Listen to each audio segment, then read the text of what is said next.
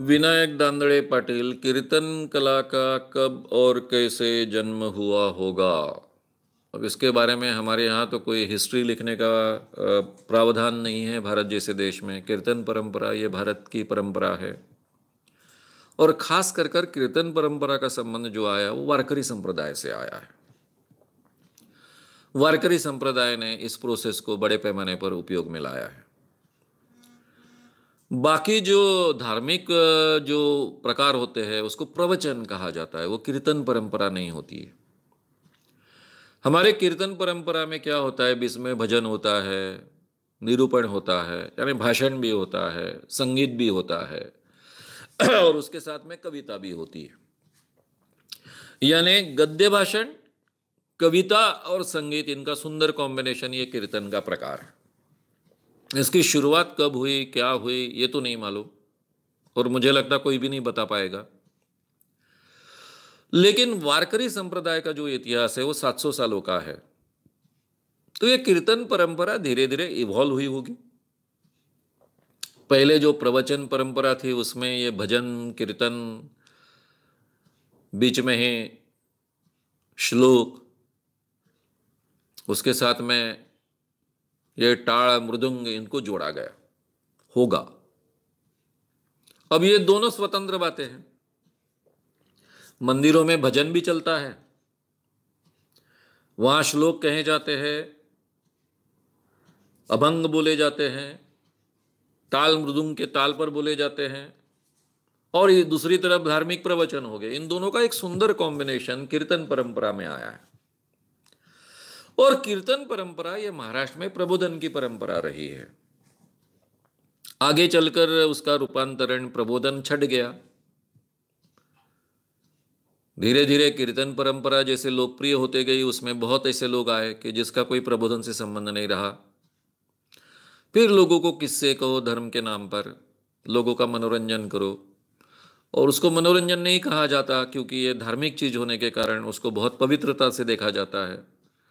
तो इसलिए जो मूल काम किया कीर्तन परंपरा ने महाराष्ट्र में, बहुत महत्व का काम किया एक जमाने में, लोगों का प्रबोधन करने का, आम इंसान को इंसान कर कर महत्व प्राप्त कर देने का, वो उद्देश्य आगे चलकर उसमें बचा नहीं। और जो बचपन से मैं कीर्तन सुनते आया हूं, वो तो बिल्कुल ही ये उद्देश्य के खिलाफ के कीर्तन रहे हैं। चमत्कारों की भरमार, अंधविश्वासों की भरमार, संतों के ऊपर अंधविश्वास थोपना, ये सब उसमें चलता रहा। जब भी किसी बात का व्यावसायीकरण होता है, प्रोफेशनल बनते हैं, तो उसमें से जो दिक्कतें निर्माण होती है वही दिक्कतें यहाँ शुरुआत में कीर्तन परंपरा ये मिशन रही होगी, तब वो बहुत अच्छी रही होगी। बाद में जैसे उसमें धंधेवाईपना यानी एक प्रोफेशनलिज्म आ गया तो वो बदल गई। अभी किसी ने अगर कीर्तन परंपरा का उपयोग बहुत अच्छे ढंग से प्रबोधन के लिए करने का प्रयास किया तो सक्सेस होगा क्या? तो गाडगे महाराज का एक उदाहरण मेरे सामने है। उन्होंने सही माने में